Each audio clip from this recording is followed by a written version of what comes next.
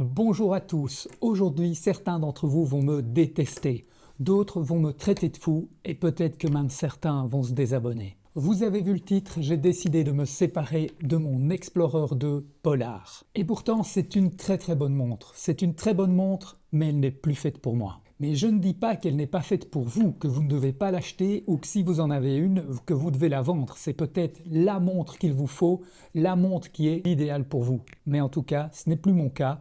Dans cette vidéo-ci, je vous explique pourquoi, je vous explique mon cheminement pour arriver à cette conclusion. Je vais également revenir sur l'Explorer 369 que j'ai en 36 mm, ainsi que mon changement de point de vue sur les Rolex Vintage et Neo Vintage. Et pour terminer cette vidéo, je vous parlerai des montres qui me font rêver pour le... Ah, cette fameuse Rolex Explorer Polar. J'en ai tellement rêvé avant de l'avoir, c'est dingue. J'ai regardé des vidéos et des vidéos, j'ai été voir mais des photos, des centaines de photos et elle est chaque fois superbe. Et puis un jour, je me suis décidé, je suis retourné chez le distributeur officiel chez qui j'avais acheté l'Explorer 369 et j'ai commandé l'Explorer 2 Polar référence 22 65 70. J'ai payé un acompte de 2000 € sans savoir quel serait le délai, ni même sans savoir le prix final que j'allais payer. Parce que quand on commande une Rolex, on ne la paye pas au prix officiel du jour de la commande, on la paye au prix officiel du jour de la livraison. J'ai attendu près de 6 longs mois, alors vous imaginez ma joie quand le distributeur officiel m'a appelé après que j'ai envoyé plusieurs emails pour savoir où en étaient les livraisons. Il m'a appelé et m'a dit que ma montre m'attendait. Le lendemain, j'étais sur place pour payer le reste et enfin pouvoir la passer à mon poignet. Pendant des mois, je n'ai porté que cet Explorer 2 avec son bracelet d'origine, le bracelet Oyster 3 mailles, mais également sur un atto et sur un beau cuir qui vient de chez Hirsch. Dès le début, ce fameux cyclope m'a toujours un peu perturbé. J'avais l'impression d'avoir toujours quelque chose sur le verre de ma montre et il m'empêchait de pouvoir lire l'heure très rapidement. C'est vraiment cette loupe à laquelle je ne m'habitue pas. Ce n'est pas la date. La date, si elle était à 3 heures et qu'elle permet de garder l'index en Chromalight, ce serait parfait. Je préfère la date à 4h30 comme par exemple sur la Blancpain 50 Phantom, c'est également sur certaines Seiko.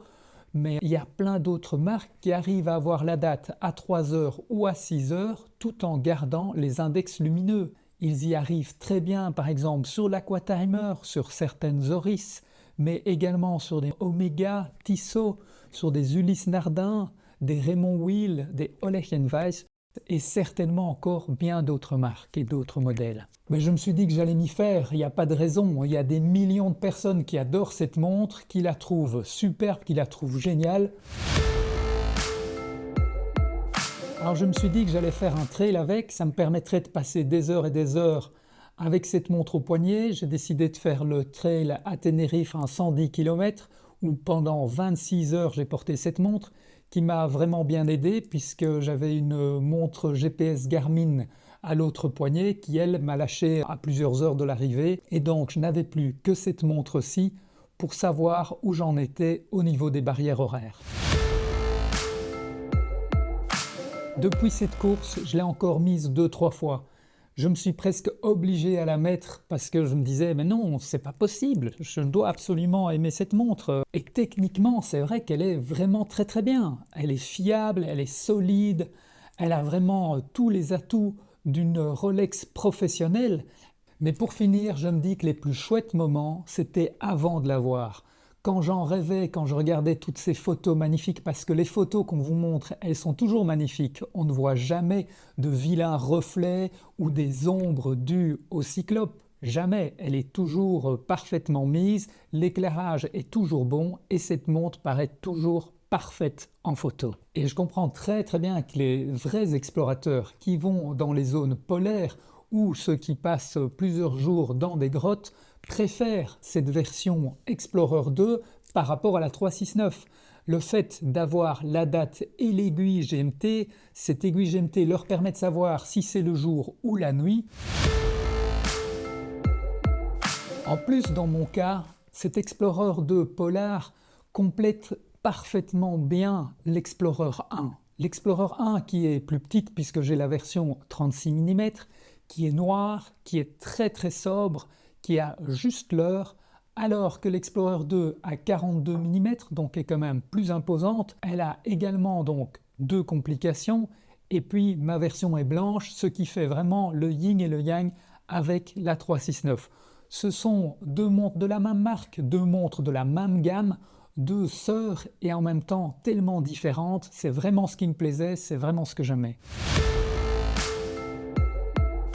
L'Explorer 369 est légendaire et même historique. Rolex la présente comme étant la montre qui a accompagné la première expédition victorieuse sur le toit du monde. Et pourtant, la montre qui a accompagné le 29 mai 1953 Sir Hilary et Tenzing Norgay ne ressemblait pas vraiment à la 369. Elle était blanche et ne comportait pas de chiffres. Mais ce sont les retours d'expérience de cette expédition qui ont permis à Rolex de créer cette première Explorer. Cette version 36 mm que j'ai est vraiment très agréable à porter sur mon poignet d'un diamètre de 17,5. Sa lisibilité est vraiment très bonne, que ce soit en journée ou même la nuit. Évidemment, ce n'est pas l'équivalent d'une montre de plongée, bien que sa lisibilité la nuit soit très proche d'une Submariner.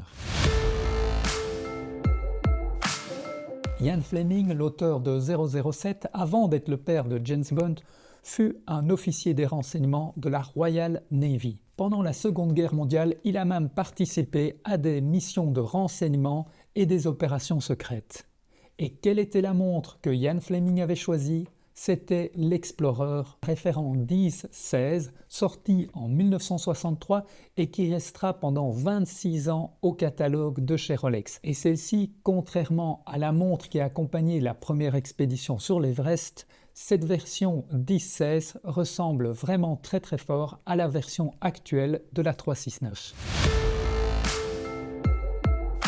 Pour moi, les deux Rolex Explorer sont aujourd'hui dans la gamme Rolex professionnelle les montres qui sont le plus dans l'esprit d'origine des montres professionnelles de chez Rolex. C'est-à-dire qu'elles ont vraiment cette idée encore de simplicité, fiabilité, efficacité et zéro bling bling. C'est vraiment celles qui sont le plus pour moi dans cette optique, dans ce créneau montre efficace.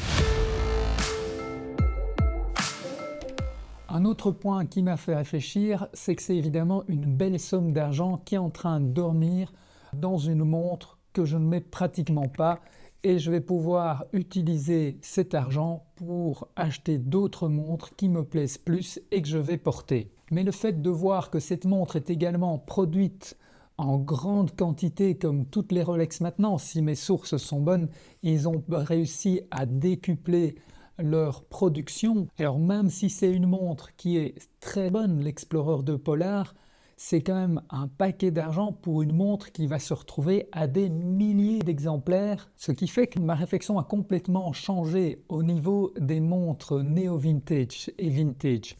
Mais principalement les néo-vintage parce qu'elles ont l'avantage d'avoir des spécifications qui sont très proches des montres actuelles et donc qu'on peut encore les mettre alors que des véritables vintage coûtent beaucoup plus cher.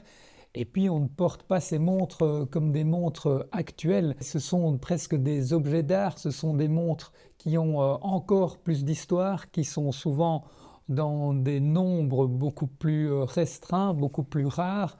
Et donc on ne peut pas les mettre pour aller nager ou pour faire ce qu'on veut.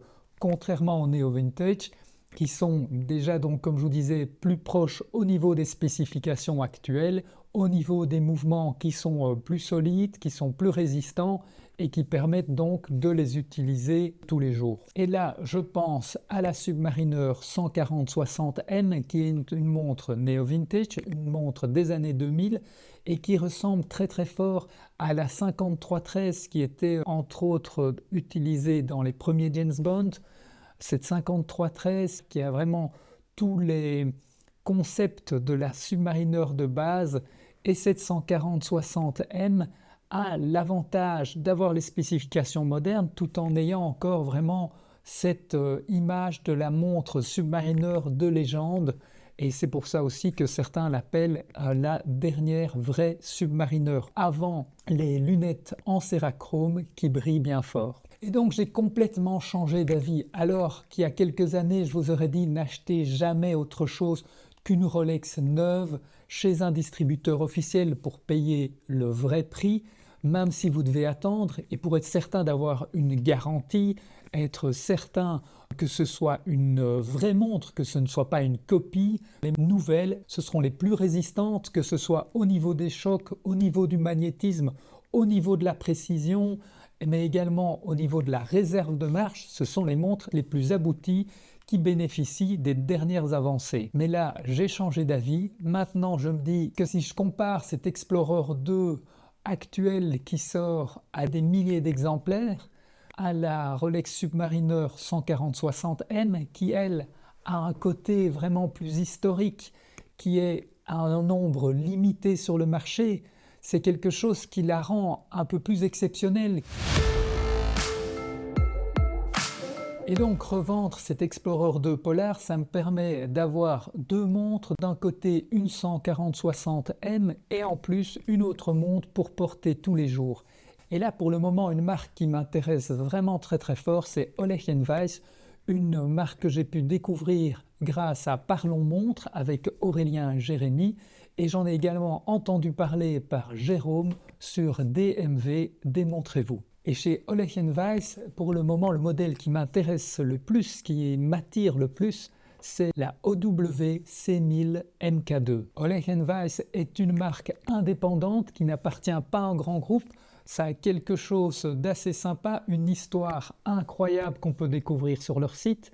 Et ce modèle, donc C1000 MK2, est une montre qui peut descendre à 1000 mètres, une montre super résistante avec un mouvement SOPROD qui est réglé à presque +2, -2 secondes par jour, ce qui est quand même extraordinaire pour une montre de ce prix. Pour le moment, je suis attiré par des montres qui ont du caractère, des montres qui ont également, si possible, l'histoire, des montres qui sont bien réalisées, qui au niveau technique permettent d'être portées tous les jours, de subir des chocs, d'être quand même assez précises et de pouvoir être portées dans toutes les situations, que je ne doive pas me demander « Ah mince, est-ce que je risque de l'abîmer ou non, dans ces endroits-là, je ne vais pas la porter ». Je regarde également d'autres modèles et d'autres marques, entre autres la ZRC Grand Fond, la Nivada F77, la Favre Lebas Deep Blue, Revival ou Renaissance. J'aime beaucoup aussi la Yema Navigraph Marine Nationale CMM10. Je ne suis pas pour les mouvements manufacture, ni pour un fond de boîtier en verre saphir sur une montre de plongée, mais pour ce mouvement créé par Olivier Maury, je pourrais peut-être faire une exception. Et donc voilà, pour le moment, je suis plus attiré par d'autres choses que cet Explorer 2, même si c'est un grand classique, cet Explorer 2 Polar, que comme je vous disais, j'ai adoré avant de l'avoir. Et comme je vous le dis encore une fois, c'est pas parce que à moi elle ne convient pas, qu'à vous elle ne convient pas ou que vous ne devez pas la garder. On a tous des goûts différents, des envies différentes, des besoins différents.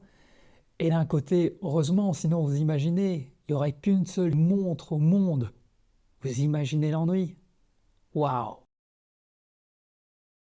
Alors, donnez-moi vos avis, que ce soit sur l'Explorer 2 Polar, sur l'Explorer 369 ou sur la Oleg & Weiss C1000 MK2, même sur les autres modèles, ça m'intéresserait d'avoir vos avis. Merci et à très bientôt!